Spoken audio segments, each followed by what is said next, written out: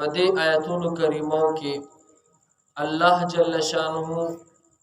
نبی کریم صلی الله علیه وسلم ته د قران مجید متعلق څه ذکر کړي او بیا ورپسې د مکې د مشرکانو د کفارو متعلق څه ذکر کړي. رسول الله مبارک ته الله فرمای اے پیغمبره تم په حق سچ سر پیغمبر لګلې تا ته یو کتاب درکړې چې ته د دې کتاب په ذریعے سره د قران په ذریعے سره هغه خلق او يروا هغه خلق ته ورسوا چې د کوم خلقو پلاران او نیکیان د مخ کې نسدي اغي ته پیغمبر نور اغلی ستانه مخ کې پیغمبره اغي بالکل بے خبرو. حضرت ابراهیم علیہ السلام د الله جل شانه جلیل القدر پیغمبر تیر شوی. حضرت ابراهیم علیہ السلام زمونږ د رسول الله مبارک په نیکیانو کې راځي. حضرت اسماعیل علیہ السلام د حضرت ابراهیم علیہ السلام زوی دا غین پس بیا رسول الله مبارک نمخ کې چې کوم پیغمبر راغلو دا هغه پیغمبر نوم حضرت عیسی علیہ السلام. بیا د حضرت عیسی علیہ السلام نه پس تقریبا 600 کالو پورې بل پیغمبر لا نور راغلی مکی مکرمه ته. رسول الله مبارک ته الله وی اے پیغمبر تا ته ما کتاب درکو قران تا ته پیغمبري ملو شولا اوس لاړ شو د مکی دا خلق دا مشرکان دی تدا یو سو دی پدی باندې او يروا لتنذر قوما او يروا پدی سره قوم ما انذر اباهم چې نو يریدلې پدی سره پلاران د دوی فهم غافلون دی بالکل سره بے خبرو.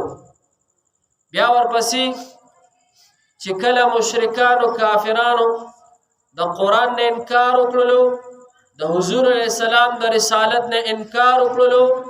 الله تعالی د دې یو مثال بیانې. مثال د څه بیانې ان جعلنا فی اعناقهم اغلالا فهي الى الاذقان. الله وی ول دا کافران د ایمان نه دومره لري دي دا کافران د قران نه دون لري دي. الله رسول الله مبارک تی دا کافران د ایمان نه د ستاد رسالت نه دومره لري دي چې تبوي چې د دې په دې زونو کې په دې مرو کې الله وي تبه جوړ مونږ پړې چولې د قسم چت پراتی دي دا مخونه د کبر د لاسه او د ایمان تسری درانځ دي کیږي. نو الله وي د دې په دې مینس کې سری الله وي مونږ یو دیوال ګرځولې څه شي لکه یو دیوال او هغه دیوال سره لکه اده گمراهی دی. وجعلنا من بین ایدیهم الله یو ګرځولې دي مونږ د دې په مینس کې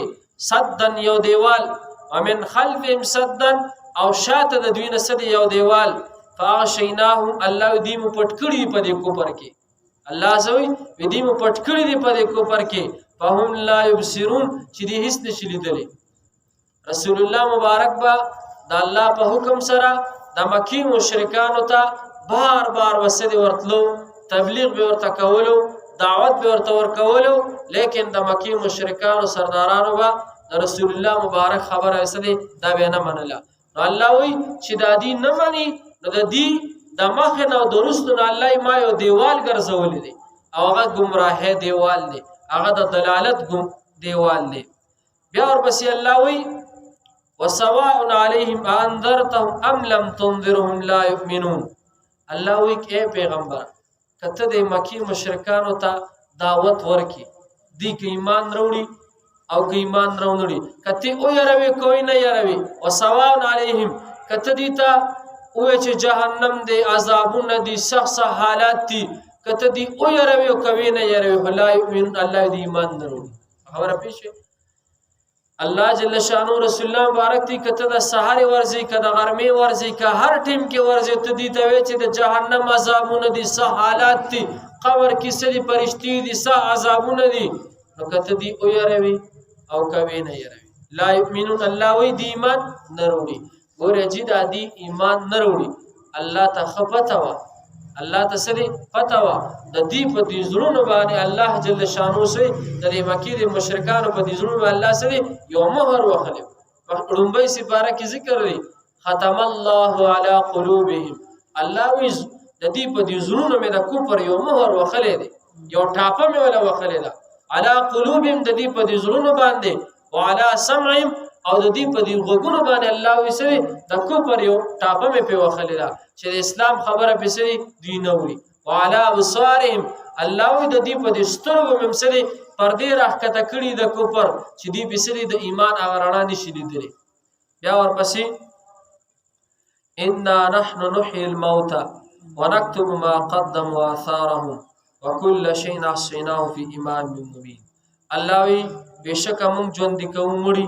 او الله وي بشک موږ لیکو هغه څه چې مخکې لګلې دي د دوی او هغه چې وروسته دي پاتې دي الکه مړي څوک ژوند کوي الله انسانان څوک پیدا کوي الله جل شانه پیدا کوي چې د مرګ نیټه پوره شي نو مرګ ته څوک اخلي فرشتہ الله راولي ورشه روح ته واخله دا ټول سره چا قبضه کی د الله قبضه کی دي وقد ما قدم واثارهم الله وی چې دی مخکې لګلی دي دوی او هغه چې رستو پاتې دي د دې څه مطلب په دې بل ځان پوي کو کله کله انسان یو داسې عمل وکي چې د آی عمل د وجه نسلي خلقو ته ډیره فائدہ ملاوي حضور علیہ السلام حدیث ته مفهوم یې داسې دی په انسانانو کې بعضی سړی داسې یو طریقه اختیار کی داسې یو طریقه جاری کی چې هغه خلقو د پاره د دنیا هم پیدا وي او د آخرت پیدا وي لکه مثال داسې لکه دینی اداره کولو کی مدرسه کولو کی پوه شوې یا داسې بل یو د دین او د دنیا د کامیابی د پاره داسې یو کار وکي چې خلک دا غینه فائدہ اخلي او دا سړی څه دا مړوي یا داسې یو کتاب ولیکي یا داسې یو تفسیر ولیکي چې خلک دا غینه څه فائدہ اخلي او دی مړوي او دا غي اجر او ثواب څه دا غي ترسيږي یا مثال لاره کې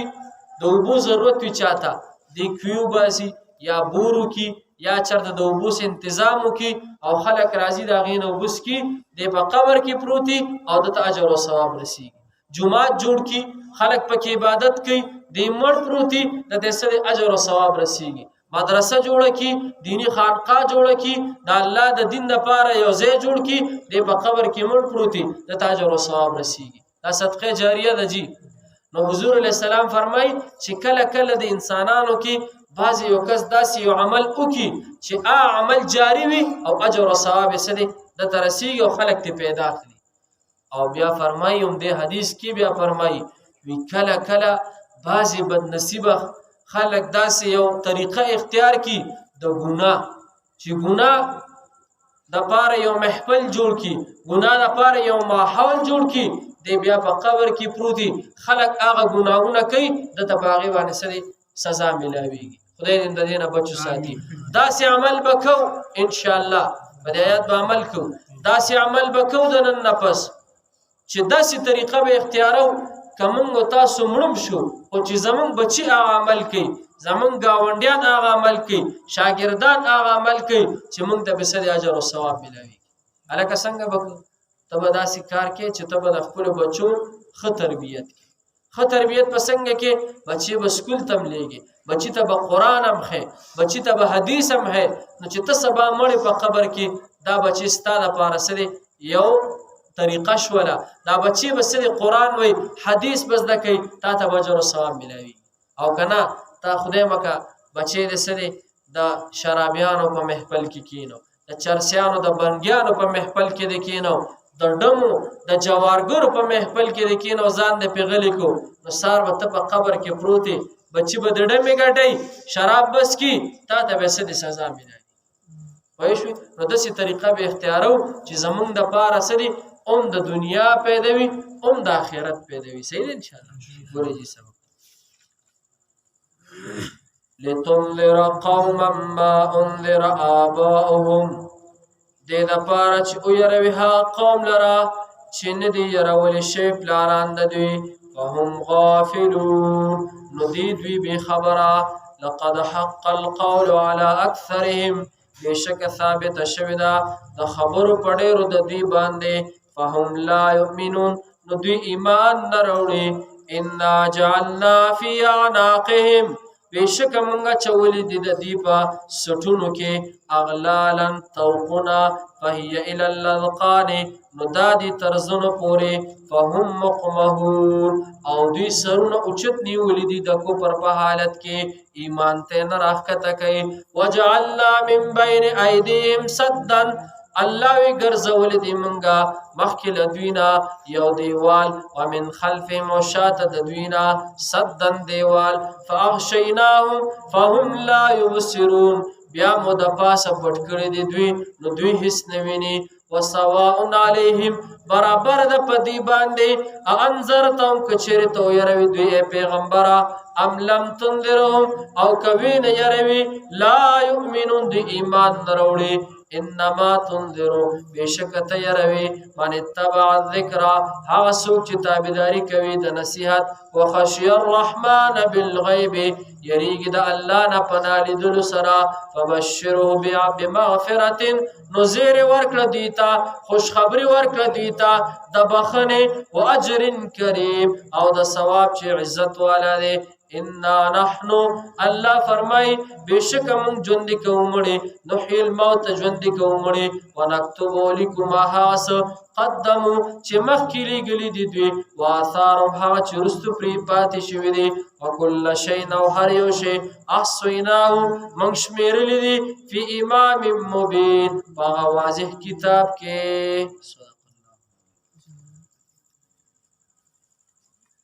الحمد لله رب العالمين والعاقبة للمتقين والصلاة والسلام على أشرف الأنبياء والمرسلين وعلى آله الطيبين وعلى آله وأصحابه أجمعين خدای پاک مونږ چې سویل که زمونږ نه څه کمی شوي الله ته مونږ ټول معاف کړي خدای مونږ ټول نادرس په خپل دربار کې قبول کړي یا الله مونږ ټولو ته په اجرونه ثوابونه را نصیب کړي یا الله زمونږ د ټولو نه راضي شي یا الله دې جومات دا کار دا رنګونه شروع دي خدایه د دې جمعه دا کار یا الله په خیر او په خوشحالي برابر کړي غیبی خدای اسباب برابر کړي غیبی الله ترحم وکړي یا الله کوم ملګرو چې پکې څه اخلاص کړی دي چا پیسې ورکړي دي چا پکې نور څه خدمت کړی دي چا پکې الله د کورونو روټۍ ورکړي خدای پاک چې څه قسمه خدمت چا کړي ټولو د اخلاص یا الله ته قبول کړي خدای که چا لس ورکړي که شل ورکړي که زر ورکړي دي خدای د یو روپۍ په بدل کې ورته خدای خډېرې ورکړي خدای روزګارونو کې خیر او برکت نصیب کړي یا الله دا باقی چې کم کار باته دي یا الله دا زب تر زره برابر کړي خدای زموږ د ټولو ناراضي شي یا الله زموږ د ټولو په حال رحم وکړي صلی الله تعالی علی خیر الخلق محمد و آله و صحبه اجمعین برحمتک